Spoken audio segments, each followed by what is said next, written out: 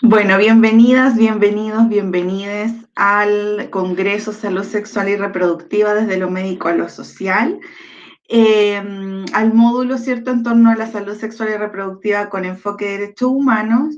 Yo soy María Pía Torres, soy antropóloga social, maestra en estudios latinoamericanos y voy a compartir con ustedes algunas reflexiones en torno a los nudos críticos de la violencia sexual y hacia el final de la sesión vamos a vincular a la perspectiva de salud directamente. ¿Por qué? Porque en realidad todo lo que vamos a revisar es una perspectiva social, una perspectiva cultural de la violencia sexual que permea de alguna manera el quehacer de las personas que trabajan en el sistema de salud y que ha estado a la base, ¿cierto?, de la configuración de un sistema de atención que tiene diversos puntos críticos que son los que vamos a revisar casi al final de la sesión. Entonces, vamos a hacer un viaje, ¿cierto?, por el concepto de violencia, cómo se construye un territorio de violencia sexual y luego vamos a tensionar algunos de estos conceptos y algunos conocimientos generales en torno a lo que debemos saber sobre violencia sexual y violencia de género en particular. ¿Sí? Entonces, bueno, para darle la bienvenida, ¿cierto? Y espero que estén muy bien. En primer lugar, ¿cierto? Para que tengamos algunos apuntes sobre la violencia, de acuerdo a Daniel Inclán. Cuando hablamos de violencia, hay 4 elementos que tenemos que considerar fundamentales para comprenderla. Lo primero es que es algo urgente, es decir, que asistimos, ¿cierto?, a un hecho social que es urgente, que requiere de una atención urgente en un doble sentido. En primer lugar, ¿cierto?, que es prioritaria y que en segundo lugar es algo que sale a la superficie, que no solo está en un plano oculto, invisibilizado o doméstico, como vamos a observar más adelante.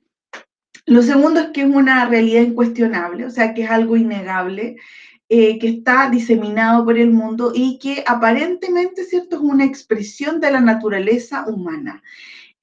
Vamos a poner ojo con eso de la naturaleza humana, pero lo que sí vamos a decir es que es un fenómeno cultural, ¿cierto?, que está presente en todas las culturas del mundo, en sus distintas expresiones, por supuesto.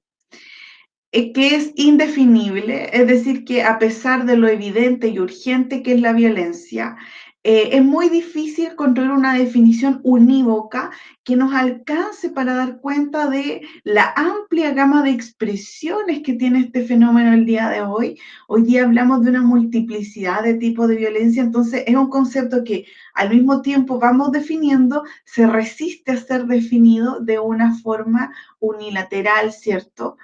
Y por último, que es un fenómeno histórico, ya existe evidencia gráfica de su existencia desde hace siglos, incluso dentro del arte rupestre, ¿cierto? Vamos a encontrar escenificaciones de la vida cotidiana en donde existe el ejercicio de la violencia de distintas maneras y por lo tanto, como toda construcción conceptual, ¿cierto? Este concepto también es limitado, tiene distintos alcances analíticos, sobre todo por cada época en que se formula. O sea, lo que consideramos hoy violencia no es lo mismo que hace 10 años atrás.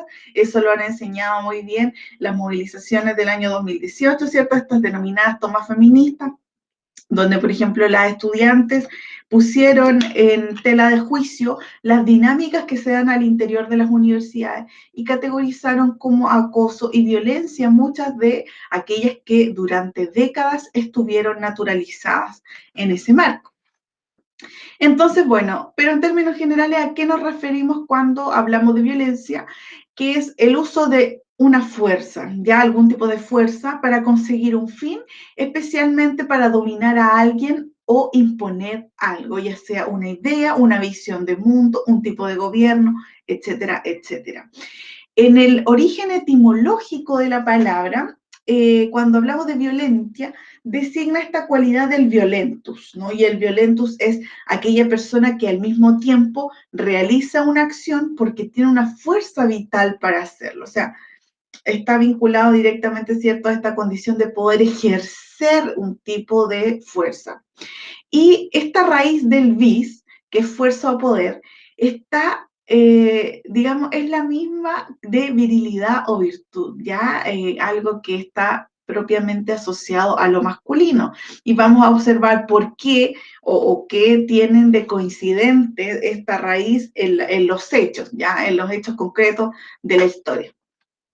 Bien, sabemos que existen distintos tipos de violencia. Hoy hablamos de violencia psicológica, laboral, simbólica, política, sexual, racial, intrafamiliar, económica, física, etcétera, etcétera, de género. Pero también cuando hablamos de violencia de género, vamos a encontrar que todos estos tipos también tienen una expresión concreta en el ámbito del género. O sea, cuando hablamos de violencia de género psicológica, vamos a encontrar, por ejemplo, en el marco de las relaciones afectivas o incluso hay un tipo de violencia social que apunta al trabajo de la psiquis, del psiquismo de las personas en torno a la concepción de sus cuerpos, ya la violencia laboral, esta diferencia salarial, la denominada brecha salarial, que también es una expresión de un tipo de violencia, la violencia simbólica, que vamos a ver de qué se trata, pero básicamente es todo este conjunto de repertorios que recibimos por parte de la sociedad de lo que debemos ser, cómo deben ser nuestros cuerpos, etcétera, etcétera, a través de modelos y símbolos que debemos seguir, estándares de belleza con los cuales permanentemente somos comparados. La violencia política, ¿cierto? También hay violencia de género ahí. Sabemos que hemos tenido que, por ejemplo, en el caso de las mujeres, presentar cuotas de participación para poder garantizar el acceso a la toma de decisiones. Y cuando hablamos de las transpersonas, todavía estamos lejísimos de que tengan una cuota, ¿cierto? Ni siquiera tienen cuotas laborales, o sea, ni siquiera tienen espacios de trabajo garantizados. Cuando hablamos de violencia sexual, también podemos hablar de violencia de género. La violencia racial también cobra ciertas especificidades cuando hablamos en términos de género, la intrafamiliar, etcétera, etcétera. Es decir, cada uno de estos tipos de violencia también tiene un correlato si lo observamos desde una perspectiva de género. Pero, ¿cómo se construye un territorio en donde el ejercicio de la violencia femicida, por ejemplo, la violencia contra las mujeres, la violencia contra los niños, contra las personas trans, es algo legítimo, es algo que vive un escenario de impunidad? Bueno, vamos a ver un poco sobre el ejercicio de la violencia en América Latina y el trauma histórico. Si bien la violencia en América Latina no es un fenómeno que llegue únicamente de la mano de los conquistadores, sabemos que acá ciertos pueblos también tenían relaciones muy violentas con otros pueblos. Los mexicas, por ejemplo, los aztecas, tenían estas guerras floridas donde sometían a los pueblos que les rodeaban y a través de ello, además de conseguir cuerpos sacrificiales, tenían también un dominio señorial a través del cual conseguían una serie de, por ejemplo, tributos ya económicos, de alimentos, etcétera, etcétera. Entonces, bueno, sabemos que la violencia no es un fenómeno nuevo, que ha existido, que existió entre las relaciones humanas. Sin embargo, el nivel de violencia que se vivió en América Latina cuando comienzan los procesos de colonización va a ser brutal, ¿ya? No solo una violencia, digamos, en términos físicos de desplazamiento, sino que hubo genocidio que está ampliamente documentado y que acabó con 3/4 de la población que habitaba en ese momento este continente. Entonces, además de eso, fíjense, si le agregamos la dimensión de género, vamos a observar que, como dice Rita Laura Segato y Silvia Federici, dos académicas feministas intelectuales muy importantes del mundo contemporáneo, lo que vamos a encontrar en América Latina es que efectivamente existía un patriarcado originario, es decir, si bien cada sociedad y cada cultura es distinta y tiene sus propias formas de organización social, el patriarcado también existía acá, no únicamente en Europa, ya, aunque había sociedades mucho más equitativas acá en algunos grupos que en otros. Sin embargo, este patriarcado originario se va a encontrar con el machismo y la misoginia de los conquistadores, lo cual, ¿cierto?, se va a consolidar a través del mestizaje, ya un mestizaje que no es como la historia que nos han contado de Pocahontas, ¿cierto? Me imagino película que habrán visto, un clásico de la infancia, sino que es un escenario sumamente violento. El mestizaje se consigue a fuerza de violaciones en un inicio, ¿no? Son las mujeres indígenas latinoamericanas las que van a parir este territorio mestizo.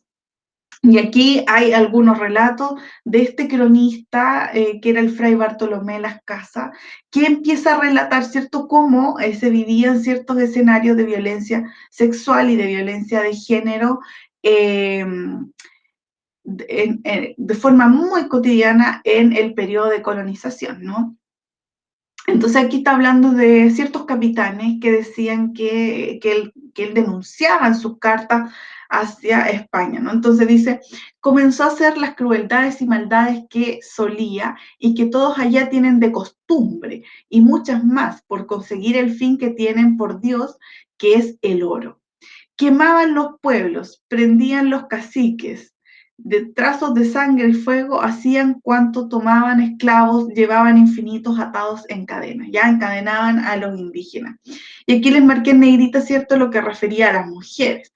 Las mujeres paridas, yendo cargadas con cargas que de los malos cristianos llevaban, no pudiendo llevar las criaturas por el trabajo y la flaqueza del hambre, arrojábanlas por los caminos donde infinitas perecieron, ¿no? O sea, se deshacían de los bebés de estas mujeres, y un mal cristiano, dice Fray Bartolomé, tomando por fuerza una doncella para pecar con ella, arremetió a la madre para hacerla quitar. O sea, la mamá de esta chica ve que este hombre la quiere violar, está una doncella, o sea, una jovencita, una adolescente.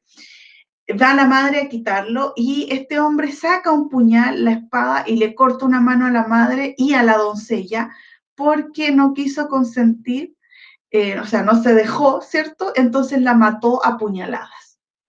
Entonces, este tipo de crímenes que nos parecen, ¿cierto?, aberrantes el día de hoy, que son atrocidades, fueron pan de cada día, como diríamos en el mismo lenguaje judeocristiano, durante 500 años, ¿ya?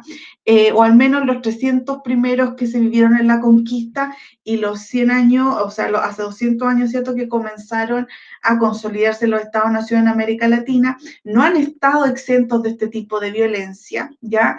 Y todo este tipo de acciones, ¿cierto?, que terminó por consolidar a la región más violenta del mundo. Ya América Latina es considerada la región más violenta del mundo. Cuando hablamos de violencia de género en particular es África, pero cuando hablamos del conjunto de tipos de violencia va a ser América Latina.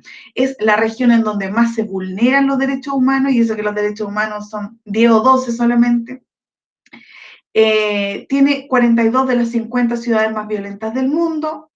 De acuerdo a la Organización de las Naciones Unidas, el 2019, ¿cierto?, en el marco de la serie de protestas que hubo en la región latinoamericana, la pobreza aumentó en un 31%, mientras que curiosamente la riqueza de algunas personas aumentó exponencialmente. Por ejemplo, el año pasado, la del presidente de la República. Es también la región con más homicidios, con más femicidios, la más corrupta, con mayores índices de impunidad y la más desigual del mundo. En 2019, ¿cierto?, encontramos que hubo en América Latina 4.640 femicidios, uno cada 2 horas y media aproximadamente, y del año 2020 no tenemos cifras actualizadas, y esto es muy interesante porque efectivamente sabemos que en periodos de confinamiento los índices de violencia intrafamiliar y femicidios también han aumentado exponencialmente. De hecho, tanto Carabineros como la Policía de Investigaciones ha señalado que son los fines de semana largos y los días viernes en adelante por la tarde cuando comienzan a recibir más llamados telefónicos de denuncias de violencia intrafamiliar. No, eso quiere decir que son justamente estos espacios en donde pasan más tiempo juntas las personas, y que por supuesto que en este escenario la situación se ha agravado horriblemente. Bueno, durante las protestas del año 2019, porque no solo en Chile en octubre ocurrieron, también Haití, ¿cierto?, Venezuela, Bolivia, Ecuador, Honduras, al menos 210 personas murieron de forma muy violenta. Ya a la cabeza Haití con 83 fallecidos, seguido por Venezuela, Bolivia, Chile con 31, aunque hay desaparecidos y desaparecidas todavía, Ecuador y Honduras. O sea, la práctica de la violencia y la violencia hacia los cuerpos de las personas que habitamos en este territorio es algo que sigue vigente en él. Ahora bien, decíamos que por mucho tiempo, ¿cierto? La violencia, o sea, esto es algo que decía Michel Foucault, muy interesante, cuando hacía también la historia de la psiquiatría, entre otros libros que escribió, ¿no? El Vigilar y Castigar, señala que la violencia, después de este tiempo de conquista, de colonización, dejó de estar visible en el espacio público y pasó al ámbito privado, ¿ya? Entonces, efectivamente, lo que vamos a observar nosotros es que en espacios privados como la familia o la escuela durante el siglo XX eran instituciones en donde era legítimo poder ejercer ciertos tipos de violencia. Este ejercicio de la violencia era muy interesante porque se aseguraba, ¿cierto?, que como que los paños sucios se lavan en casa, ¿cierto?, entre otras cosas, o sea, como que estaba bien que los padres golpearan a los hijos, que los profesores golpeaban a los niños, a las niñas. Sin embargo, eso se ha ido transformando con los años y lo que encontramos al día de hoy, ¿cierto?, es que en realidad la violencia ha vuelto a desbordar la unidad familiar. Vamos a encontrar, por ejemplo, escenarios y situaciones en donde la violencia, por supuesto que excede el ámbito íntimo y privado, en denuncias como las de Caradima, ¿cierto? Una institución que también es muy cerrada, como la iglesia, lo que sacó a la luz, ¿cierto? Fue que en realidad en espacios públicos abiertos también se ejercen violencias sexuales, en el ámbito también de los femicidios, cuando vemos el caso de esta mujer de Coyhaique, es cierto, Nabila Rifo, a quien le quitaron los ojos en plena vía pública, ¿ya? Entonces estamos hablando de que en realidad esta idea de que la violencia se vino como al ámbito privado y ahí quedó como medio oculta, invisibilizada, que decía Foucault, esto ya dejó de ser así, la violencia vuelve a desbordarse, como decíamos al inicio. Y fíjense que una de las instituciones donde más se ejerce violencia y de todos los tipos posibles es en la familia, ¿ya? Esta institución de la cual nos han dicho históricamente que en realidad nosotros debemos ser amadas, amados, cuidados, etcétera, etcétera, en el seno de ella, no ha sido tan así, y lo que encontramos en realidad es que es la institución en donde más se ejerce esta violencia. Y aquí vamos a ver el índice de denuncias de violencia intrafamiliar hasta el año 2016. Esta es una cifra que no está actualizada en la Policía de Investigaciones, pero hasta ahí tenemos estos datos, ¿cierto? Que se ha ido incrementando, se duplicó, ¿no? De 60.000 denuncias que se recibían en el año 2001 al año 2011-2012, ¿cierto? Tenemos 120.000, o sea, el doble. Esto no quiere decir necesariamente que la violencia haya aumentado, sino que los patrones de denuncia han incrementado. Es decir, hemos comenzado como sociedad a desnaturalizar ciertas prácticas que teníamos muy incorporadas como naturales y hemos comenzado a ejercer el derecho a la denuncia. Esto es muy, muy importante, sobre todo porque cuando hablamos de violencia sexual, uno de los ámbitos en donde más se ejerce es justamente la familia. Bien, entonces cuando hablamos de violencia de género, ¿a qué nos referimos específicamente? Bueno, la violencia de género es un tipo de violencia que es física, puede ser física, psicológica, económica, simbólica, y se ejerce contra cualquier persona sobre la base de su género. Y esto, por supuesto, impacta de manera negativa en su identidad, su bienestar social, físico, psicológico y económico. ¿Qué quiere decir esto? Que la violencia contra las mujeres es un tipo de violencia de género, pero no es la única. Cuando Daniel Zamudio es asesinado en plena vía pública por su orientación sexual, eso es violencia de género, ¿ya? Porque hay un grupo de chicos que en su masculinidad hegemónica, tradicional, lo que van a hacer es intentar, ¿cierto?, castigar a este cuerpo que no está cumpliendo con la norma de género impuesta para los varones y en particular asociada a su orientación sexual. Pero también cuando observamos que dos jóvenes entran en una riña, ¿cierto? Por pelearse, porque se dieron un golpe en el hombro, en una fiesta o qué sé yo, también vamos a observar esa violencia de género porque se ejerce sobre la base de comprender que el otro es un varón, por lo tanto es legítimo golpearlo, ¿no? Entonces, también tiene que ver con la construcción de la masculinidad. Aquí vamos a ver algunos datos de aquello. Por ejemplo, de acuerdo al más reciente estudio mundial sobre homicidio de la Oficina de las Naciones Unidas contra la Droga y el Delito, que se publicó el año 2014, está disponible también en Internet, cerca del 95% de los homicidas a nivel global son hombres. Y hay otros estudios realizados por periódicos de investigación en donde se señala que los últimos 200 años los homicidas han sido entre el 90 y 95% varones. Es decir, en 200 años esta cifra no ha cambiado absolutamente en nada. Y fíjense que el titular cuando se publicó este estudio era ¿por qué las mujeres matan menos? O sea, ¿eso qué? ¿No? Lo que nos tiene que importar es por qué los varones se están matando entre ellos, ¿ya? Porque además, cuando vemos las principales víctimas, el 80% son varones, o sea, son hombres matando a otros hombres que ni siquiera conocen, ¿ya? Que pueden ser a través del crimen, el narcotráfico, etcétera, etcétera, escenarios delictuales que han sido también masculinizados y en donde se matan, ¿ya? Entonces, estamos observando que efectivamente ese también es un tipo de violencia de género. ¿Por qué? Porque está o proviene de un tipo de masculinidad, ¿ya? Que levanta la violencia como una alternativa legítima para poder resolver conflictos, para vincularte a otros, para conquistar ciertos territorios, para comercializar droga, etcétera, etcétera. De acuerdo al CERNAMIG, las mujeres víctimas de violencia de género demoran en promedio 7 años en denunciar a sus agresores, ¿ya? Y esto tiene mucho que ver también con la construcción que nosotros hemos hecho de nuestras identidades de género, en donde asumimos que hay factores de sumisión que debemos ir respetando, entre otros. Sin embargo, cuando ya estas mujeres logran denunciar, las tasas de condena solo llegan al 10%. ¿Ya? O sea, en el sistema se pierde la denuncia. Algo pasa que estos tampoco llegan a ser condenados por el delito que han cometido, que es esta violencia de género. Entonces, al parecer, no basta con alzar la voz, y esto también se ha transformado en un disuasivo para mujeres que temen, además de temer a sus parejas por todos los años de violencia que han vivido, temen hacer la denuncia.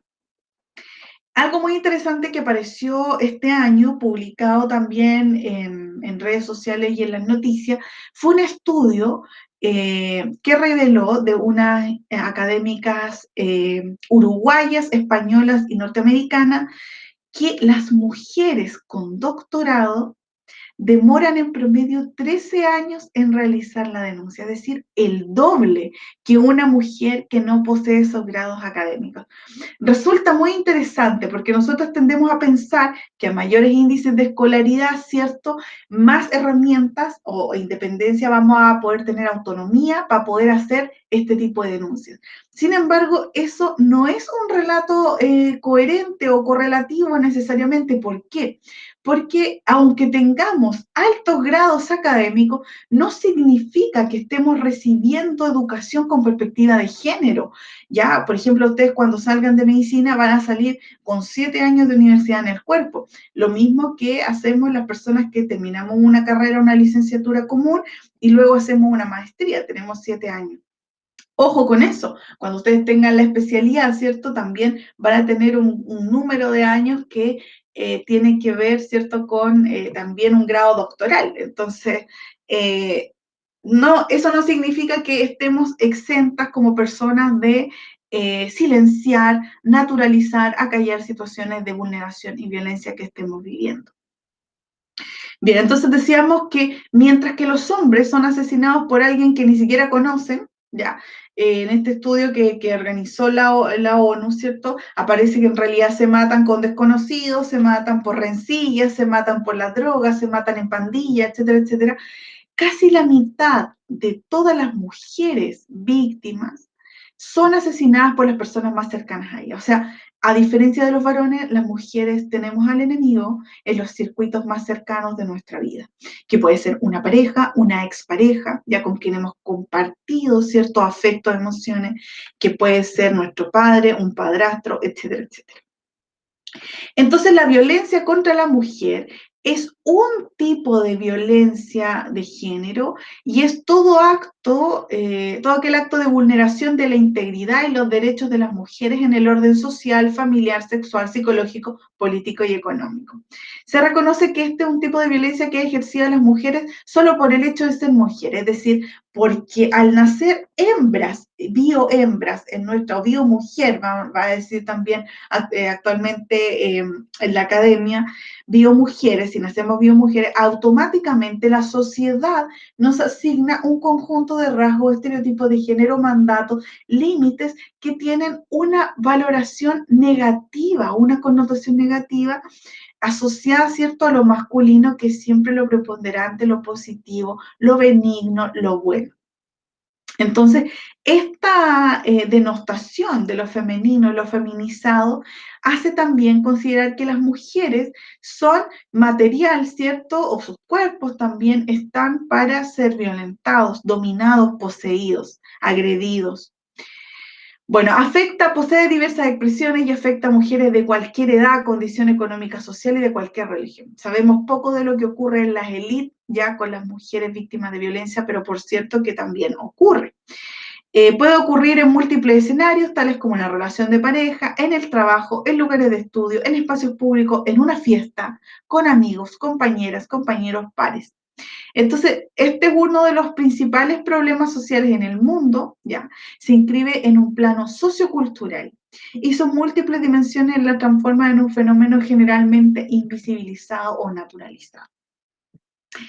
Ahora, cuando hablamos de femicidio y feminicidio, hasta el año 2020, según la legislación chilena, ¿cierto?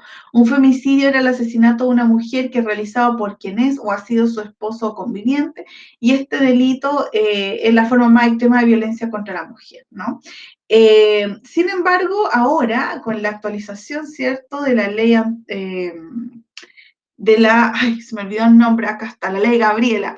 El femicidio ya no es única y exclusivamente aquel realizado por quienes fueron tus parejas, sino cualquier varón que cometa este asesinato eh, hacia una mujer por razones de género, ¿no? Entonces, aquí está, desde hoy, ¿cierto? Desde el año pasado, todo asesinato a una mujer por razón de género será considerado femicidio con penas que alcanzan hasta los 40 años de presidio. ¿Qué se considera un femicidio por razones de género? Cuando la muerte se produce bajo alguna de estas circunstancias, ¿cierto? Ante la negatividad de establecer con el autor una relación de carácter sentimental o sexual, cuando la víctima ejerza o haya ejercido la prostitución u otra ocupación o oficio de carácter sexual. Ojo aquí, en los años 70, de hecho, si tienen Netflix, se los recomiendo, hay varios documentales que relatan cómo eh, distintas personas, por ejemplo, habían unos psicópatas seriales que mataban a mujeres eh, prostitutas, ¿cierto? Trabajadoras sexuales más bien, y eso no era considerado un crimen o un delito, ya eran cuerpos que no importaban, ¿no? Estas trabajadoras sexuales a quién le importan, hasta que comenzaban a matar a niñas, ¿cierto? Adolescentes, etcétera, etcétera, y comenzaba a ser de preocupación para la policía y la investigación. Casi una década tardaron en encontrar al culpable. Bueno, entonces, tras haber ejercido contra la víctima cualquier forma de violencia sexual, ya también es considerado femicidio por razones de género, cuando el motivo tiene relación con la orientación sexual, la identidad de género, la expresión de género de la víctima, cuando exista subordinación por las relaciones desiguales de poder entre el agresor y la víctima, o motivada por una evidente intención de discriminación. Y a este femicidio que es realizado por la pareja o con quien ha sido su cónyuge o conviviente o con quien tiene un hijo en común o con quien tiene, ¿cierto?, una relación de carácter sentimental o sexual sin convivencia, se va a denominar femicidio íntimo, ¿ya? Bien, entonces estos conceptos han sido reconocidos en muchos países del mundo como el asesinato de una mujer solo por el hecho de ser mujer, sin que necesariamente exista una relación entre el autor del asesinato y la mujer. Ya una mirada más amplia sobre este concepto, anterior a la ley Gabriela en Chile, era la Convención Interamericana para Prevenir, Sancionar y Erradicar la Violencia contra las Mujeres, que es también conocida como la Convención de Belém do Pará. ¿Ya? Bien, otros conceptos interesantes que tenemos que entender o conocer cuando hablamos de violencia de género, de violencia sexual, es el castigo machista o también denominado castigo femicida, que corresponde al acto mediante el cual un varón, con el objetivo de vengarse de alguna manera de una mujer que lo ha dejado, con la cual ha terminado, etcétera, etcétera, decide asesinar a sus hijos, ¿ya?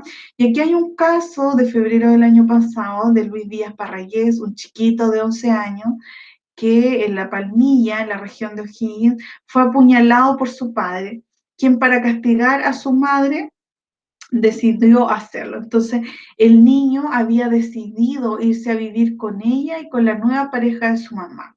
Entonces, el papá del chiquito lo cita al río Tinguiririca para conversar y según se registró, ¿cierto?, en los mensajes de WhatsApp, ahí lo asesinó. También tenemos en la región metropolitana, ¿cierto? Este año, a Michelle de 11 años y Valentina de 3 años en San Bernardo, en donde el padre la asesina a las dos chiquitas como venganza en contra de su mamá, quien había decidido separarse de él, y él luego se suicida, ¿no? Entonces, la noche anterior, sin embargo, ya, y aquí es donde comienza la negligencia del Estado. En la noche anterior, Carabineros tenía la orden de llevarse a las niñas con su mamá, pero no la cumplieron. O sea, este es un castigo femicida que pudo ser evitado. Bien, también tenemos otro concepto cuando hablamos de violencia sexual que es muy importante que ustedes consideren, que es la violación correctiva. Ya la violación correctiva se realiza en el marco de que hay una persona que posee una sexualidad que no es hetero o que posee una identidad de género que no coincide con las dos hegemónicas, ¿cierto? Una persona transexual, etcétera, etcétera.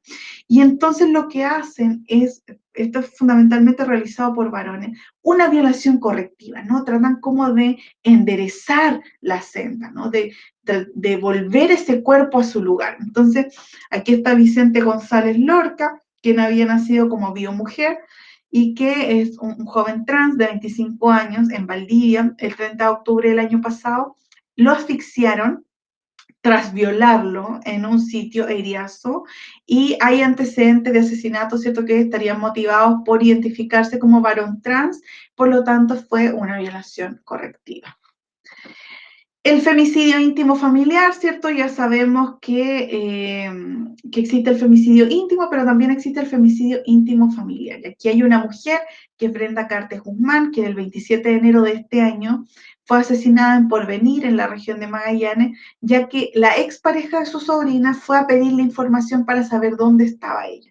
Y como ella se negó, como la tía se niega a darle la información, este hombre la mata, ¿ya? Y también existe el lesbofemicidio, en donde, por ejemplo, aquí Estefanía Constanza Breveneira, de 19 años, es asesinada en Coronel junto a su pareja lésbica por un joven que era la expareja de una de ellas que las increpó por ser lesbiana. Entonces, la otra chica se mantenía en riesgo vital al 17 de febrero de este año. Otras víctimas de la violencia sexual, ¿cierto? El suicidio, femicida. Por eso estos conceptos están tan estrechamente vinculados. Ya pudiese parecer, bueno, ¿por qué estamos hablando de femicidios y de lo que queremos hablar es de violencia sexual? Bueno, porque tiene mucho que ver, ¿ya? Tenemos el caso de suicidio femicida, por ejemplo, Francisca Mol Moreno, de 37 años, en Las Condes, región metropolitana. Es decir, esto no solo pasa en San Bernardo, que son zonas más periféricas de la región metropolitana, o en Porvenir, ya que es una isla social y geográfica dentro del país. Esto ocurre incluso en los sectores más acomodados del país, ¿ya? Entonces, fíjense que Francisca había realizado varias denuncias porque estaba viviendo una situación de acoso de su ex pololo, ¿ya? Quien además la había agredido físicamente, etcétera, etcétera, ¿ya? Entonces ella finalmente no soporta este acoso que está viviendo por parte de él y decide suicidarse. Entonces, fíjense que este caso se trató, por ejemplo, sin aplicar la ley de violencia intrafamiliar por considerar la relación que era simplemente un pololeo. Entonces, evidentemente aquí hay una desprotección de la víctima por parte del Estado, de la organización que tiene la legislación para poder garantizar a través de la justicia, del actuar de carabineros, de la policía de investigación, para proteger a la víctima. Bueno, también conocemos el caso, ¿cierto?, de Antonia Barra, acá en la región de la Araucanía, que también, tras ser víctima de violación y ser enjuiciada por su grupo más cercano, desde el pololo que tenía hasta las amigas, ella decide quitarse la vida, ¿no? Ahí falló absolutamente todo el sistema, no tenía un núcleo de protección esta joven. Finalmente, Amira Godoy Guerrero, 16 años en la región metropolitana, se quita la vida ante la constante angustia que vivía por el abuso, maltrato y manipulación de su expareja. Ya esto fue el 10 de abril del año 2021. Entonces, bueno, femicidios por año en Chile, aquí tenemos ciertos, el año tiene 52 semanas y tenemos casi un femicidio a la semana. Este año, para los primeros días de agosto, ya llevamos 21 femicidios. Bueno, y cuando hablamos de violencia sexual y violencia expresiva, vamos a entrar de lleno en este tema ya para ir casi cerrando. Cuando hablamos de violencia sexual, existe una serie de imaginarios que tenemos nosotros en la cabeza, que la violencia sexual se da en la calle, ¿cierto? Cuando una va caminando sola o con una amiga en una situación de riesgo, en la oscuridad, donde alguien viene y te asalta y te viola, ¿no? Esa violación se llama violación cruenta y es el 5% de las violaciones que viven tanto mujeres, niñas, niños, varones y adolescentes en su vida. Es decir, la violación como acto de violencia sexual es cometido dentro de los circuitos más íntimos de las personas. Puede ser dentro de una fiesta con amigas conocidas, puede ser por parte de tu padre, de tu padrastro, de tu madrastra, de tu madre, de tu hermano. Ya hay muchos casos, en muchísimos casos son los propios hermanos quienes ejercen esta violencia sexual contra las mujeres o contra hermanos más pequeños, ya, etcétera, etcétera. Tíos, abuelos, etcétera, etcétera. No, fundamentalmente son varones quienes ejercen este acto de violencia sexual, ¿ya? Evidentemente no todos los varones, pero hay algo entonces, ya cuando vemos que el 95% de los asesinos son hombres, cuando vemos que la mayor cantidad de personas que ejercen la violencia sexual son varones, ¿ya? Lo que encontramos, ¿cierto?, es que algo está pasando con la masculinidad, con la forma en que educamos como sociedad a esos varones, que ellos resuelven sus problemas vía violencia y además ejercen la violencia sexual hacia otros cuerpos, ¿ya? Aquí no solamente hablamos del caso de mujeres violadas, violentadas, también voy a utilizar el ejemplo de Caradima y del joven Matute Jones, que fue un emblemático en los años 90 por ser un desaparecido en democracia, ¿ya? Fíjense que Rita Laura Segato, que es una antropóloga feminista que trabaja en la Universidad de Brasilia, ella es de origen argentino, ha realizado un trabajo increíble en torno a los crímenes sexuales, ¿ya? Ella se le encargó por parte del municipio, la gobernación de Brasilia, que realizara un estudio sobre la mentalidad de los condenados por ataques sexuales en la cárcel. Entonces ella entre los años 93 y 95 va a la cárcel y estudia a los criminales y lo que descubre, ¿cierto?, es respaldar una de las tesis feministas fundamentales que señalan que los crímenes sexuales, de abuso sexual, de abuso, violación y de posterior femicidio, por ejemplo, en algunos casos, no son obras de desviados individuales, ¿ya?, de enfermos mentales o anomalías sociales, sino que ellos son reflejo de la estructura simbólica social que existe, que organiza nuestros actos y les confiere inteligibilidad. En otras palabras, la autora va a decir, el agresor y la colectividad comparten un imaginario de género y hablan el mismo lenguaje, es decir, pueden entenderse. Y esto uno dice, o sea, ¿cómo? O sea, ¿cómo? ¿Toda la sociedad tiene una mentalidad violadora? Pues sí, y voy a explicar por qué. Voy a dar un ejemplo. Yo también me escandalicé cuando Rita Laura Segata dijo esto, ¿ya? Pero voy a poner el caso de la manada para ejemplificar. Cuando fue el caso de la manada, ya yo venía llegando de México y en una conversación, mi mamá venía llegando de España, andaba haciendo una pasantía de algo allá. Entonces, cuando nos sentamos a la mesa a conversar, yo dije que una de las situaciones más graves o más críticas que yo había vivido en México era la sensación permanente de vulnerabilidad, ya, de vulnerabilidad ante un escenario de violencia sexual, que estaba como, era tanto el nivel de violencia hacia las mujeres allá, que en el metro, por ejemplo, al menos 10 mujeres al día eran eyaculadas por un varón, ¿ya? Como para que se hagan una idea. Entonces mi mamá dice, no, bueno, sí, Europa ya está a otro nivel, dice. Allá el único caso que hubo fue este de la chica de la manada. Entonces me dice, pero la niña, ya me dice, pero la niña venía toda ebria de una fiesta y andaba vestida tal y tal. Entonces yo dije, claro, esto es a lo que se refiere Rita Laura Segato, ¿no? Con que el colectivo y el violador comparte un imaginario de género, ¿ya? O sea, lo que estaba diciendo esta mujer, mi madre, ya no cuenten que la puse de ejemplo aquí, pero básicamente era revelar que efectivamente ella consideraba que si una mujer estaba ebria o vestida de tal o cual forma, prácticamente estaba pidiendo a gritos que la violaran, cosa que sabemos que no es así, sobre todo gracias a las tesis que nos enseñaron a repetir una y otra vez que la culpa no era mía ni dónde estaba ni cómo vestía, ¿no?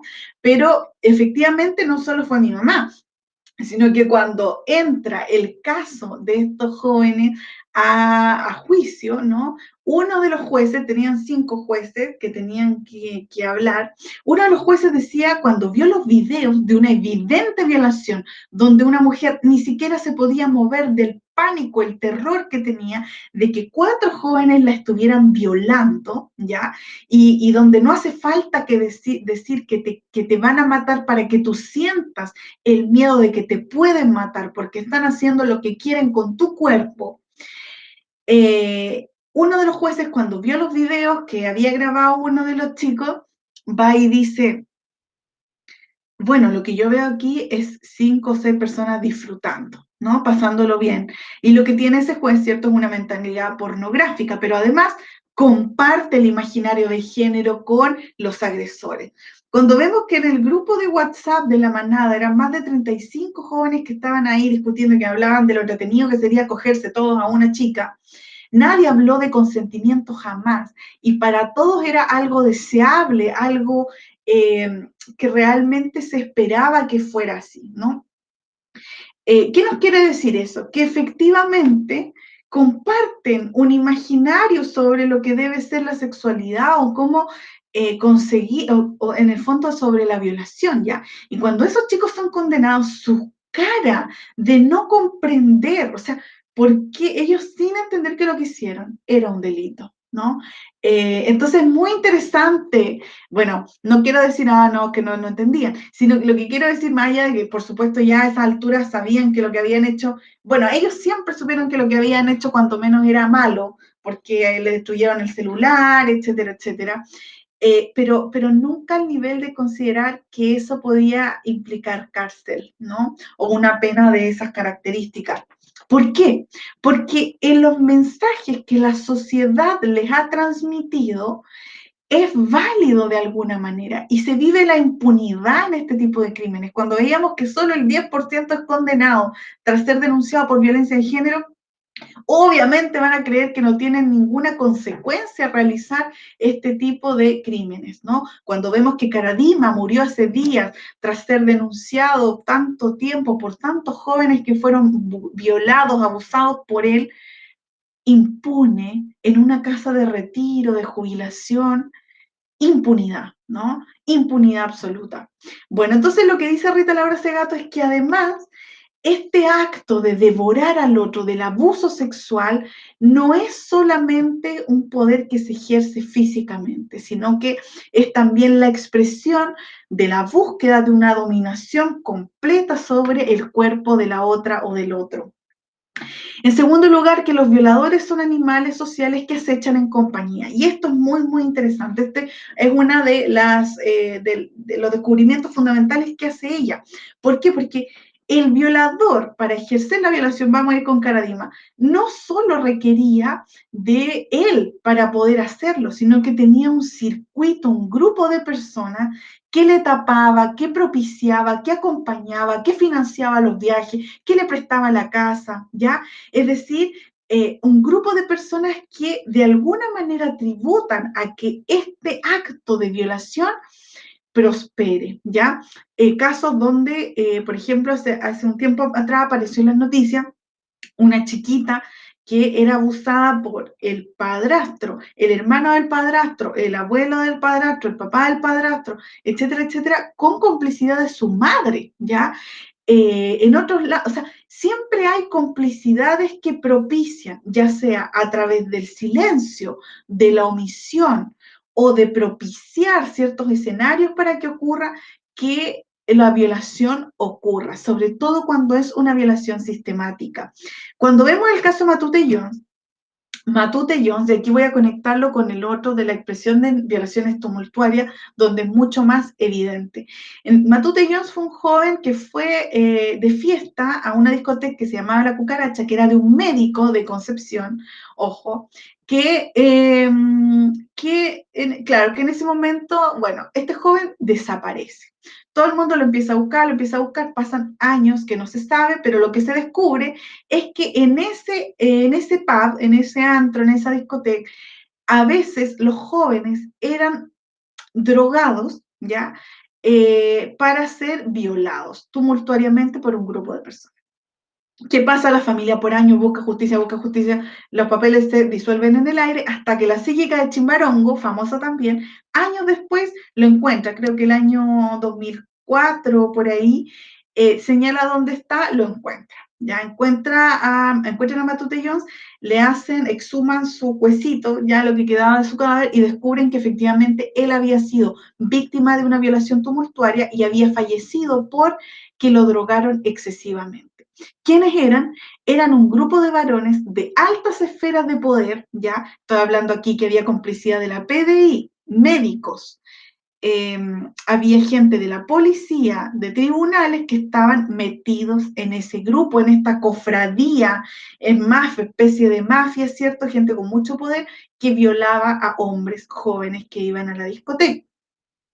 ¿Qué pasa? Bueno, el dueño de la discoteca, metido hasta el tuétano, ¿cierto?, en el tema, pero era gente con tanto poder que no llegó a absolutamente nada. Y hace 1 o 2 años salió la última fiscal que estuvo a cargo del caso diciendo que ya se había cerrado porque muchas de las personas que estaban involucradas habían muerto.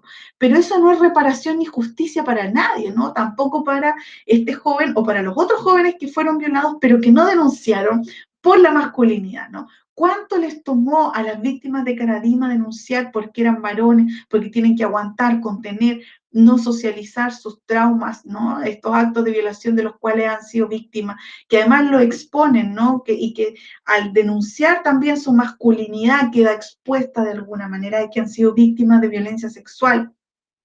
Pero no solo eso, también cuando vemos las mujeres asesinadas en Ciudad Juárez, que son dejadas en los desiertos desde los años 90, ¿cierto? Encontramos numerosos cuerpos de mujeres jóvenes indígenas que son secuestrados, luego violados tumultuariamente y mutilados, les mutilan los pechos, la vagina, zona genital, etcétera, y las tiran en el desierto, ya donde se van encontrando estas mujeres, llevan 30 años sin ser explicados esos crímenes. Bueno, Rita Laura Segato hace una investigación y tiene una tesis, ¿no?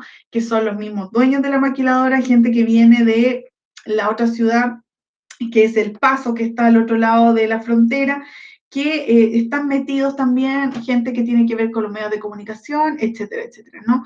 Cuerpo de mujer, peligro de muerte. Entonces, bueno, hay muchos casos, si necesitan literatura se los puedo enviar, les puedo compartir estos textos, ensayos cortos. Bueno, ¿qué pasa? Que con la violación o con la violencia sexual no solo se busca, ¿cierto?, dominar o poseer un cuerpo en términos eróticos, sino aniquilar la voluntad de la víctima, quien es expropiada del control de su propio espacio-cuerpo. Y que esta violencia que vemos, por ejemplo, cuando son dejadas en la calle, etcétera, es una violencia expresiva más que instrumental. Es decir, lo que buscan, por ejemplo, en Ciudad Juárez, con este cuerpo que dejan ahí en pleno desierto, es demostrar que tienen un control absoluto y que violan mujeres porque pueden, ¿no? Y el mensaje es para la comunidad de vivos que queda, que son capaces de apropiarse de tu cuerpo. Bueno, ¿y en qué medida esto también implica ciertos nudos críticos en el sistema de salud? Que una vez que pasa todo esto, ¿cierto? Cuando la víctima además es expropiada del control de su cuerpo, toca hacer el proceso que nuestra sociedad hemos definido para ello, que es la denuncia del delito, ¿cierto? Y la búsqueda de justicia para ello. Pero ¿qué pasa? Que para la denuncia se requiere demostrar que la persona, ¿cierto?, ha sido víctima de una violación o ha sido víctima de violencia sexual. Y para ello deben ir al sistema de salud. ¿Qué ocurre ahí? Que muchas personas, muchas mujeres, muchas jovencitas han denunciado que en realidad, o sea, han señalado que el enjuiciamiento, que al acceder al sistema de salud, al acercarse a un hospital, para que las revisen, etcétera, etcétera, además de lo traumatizadas que vienen, reciben un enjuiciamiento, una revictimización y un trato degradante. Es decir, cuando llegan al sistema de salud son cuestionadas, por ejemplo, si han sido violadas en el contexto de una fiesta o con consumo de alcohol, son cuestionadas, ¿ya? No son tratadas como una persona que acaba de ser vulnerada y que necesita un trato amable, amoroso, de protección, que el sistema, ¿cierto?, le demuestre que le puede dar algo de justicia y contención, para nada. Entonces, además, son obligadas a revivir una y otra vez la situación y el escenario, primero al explicar en el sistema de salud lo que ha ocurrido, luego en tribunal, luego la denuncia, ya sea en la policía o la PDI, luego en tribunales una y otra vez, ¿cierto? Entonces, efectivamente, hay un nudo crítico en el sistema de salud en que este primer acercamiento, ¿cierto?, se vive de forma muy culposa, le hacen sentir culpa a quien realmente es víctima y lo que implica eso muchas veces es que esta persona se arrepienta de hacer la denuncia, ¿ya? Es tanta la violencia que ha vivido, ya ha sido víctima de violencia sexual, después víctima en el sistema de salud y después, ¿cierto?, en la policía o en la PDI, todo lo que tiene que revivir, que siente que es mejor no hacer la denuncia, ¿ya? Más cuando vemos las cifras. Bueno, entonces, el sistema de salud tiene un desafío fundamental y es que este sistema es parte de un sistema mayor que genera la impunidad, ¿ya? Que se concatena para la reproducción de esta. Y no se trata, evidentemente, de meter a todo el mundo a la cárcel, ya no queremos eso, sino que efectivamente se construye un sistema que sea más amoroso, que tenga un trato digno, respetuoso para quienes han sido víctimas de este tipo de violencia, que no incurra en la revictimización, sino que contribuya a que esta persona que tuvo la valentía de aproximarse para para que le registraran y vieran que efectivamente ha sido víctima de violencia sexual, se atreva a hacer la denuncia y se sienta de alguna manera amparada, amparado. Bueno, entonces, aquí les dejo dos preguntas abiertas, ¿cierto? ¿Cuáles creen ustedes que son en esta materia los principales desafíos del sistema de salud? Y por otro lado, ustedes que ya han ido avanzando en su proceso formativo, ¿de qué manera se puede contribuir de mejor forma para reparar el daño que han vivido estas personas que han sido víctimas de violencia sexual en distintos escenarios, ¿no? Bien, con eso entonces me voy a ir despidiendo. Voy a aprovechar de recordarles, ¿cierto?, que mi correo, si es que necesitan algo más de bibliografía, si es que les interesan estos temas, me pueden escribir a ma.piatorreszamora@gmail.com. Espero que estén muy bien, les dejo un abrazo grande.